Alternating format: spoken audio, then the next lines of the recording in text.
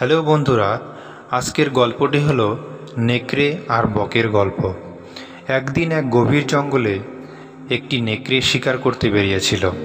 সারাদিন ধরে অনেক প্রাণী শিকার করার পর নেকড়ে এক বড় হাড়সহ খাবার খেতে শুরু করলো। কিন্তু দুর্ভাগ্যবশত হাড়ের একটি টুকরো তার গলায় আটকে গেল। নেকড়ে কষ্টে হাঁপাতে শুরু করলো, কারণ হাড়টি তার শ্বাসনালী বন্ধ করে দিয়েছিল। ব্যথায় ছটফট করতে করতে নেকড়ে জঙ্গলে ছুটে বেড়াতে লাগলো।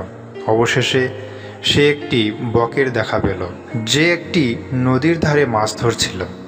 নেকড়ে দ্রুত বকের কাছে এসে বলল, ওহে বক, আমার গলায় একটি হাড় আটকে গেছে। তুমি কি দয়া করে তোমার লম্বা ঠোঁট দিয়ে এটি বের করতে পারবে?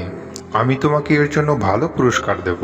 বক কিছুক্ষণ ভেবে দেখল, সে জানতো নেকড়ে বিপজ্জনক হতে পারে, কিন্তু পুরস্কারের লোভে সে রাজি হলো।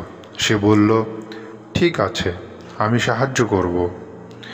বকটি ধীরে ধীরে তার লম্বা গলা নেকড়ের মুখে ঢুকিয়ে হাড়টি বের করল। নেকড়ে স্বস্তির শ্বাস ফেলল এবং দাঁত কটমট করে উঠে দাঁড়ালো। বক বলল, আমি তোমাকে সাহায্য করেছি, এখন আমার পুরস্কার কি? নেকড়ে মুচকি হেসে বলল, তুমি কি ভাবছো আমি তোমার গলা আমার মুখের মধ্যে ঢোকাতে দিয়েছি, তাও তুমি বেঁচে আছো? এটাই তোমার পুরস্কার।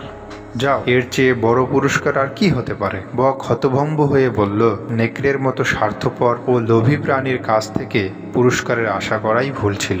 এ গল্পের শিক্ষা হলো, লোভী ও স্বার্থপরদের থেকে কখনোই কৃতজ্ঞতা আশা করা যায় না।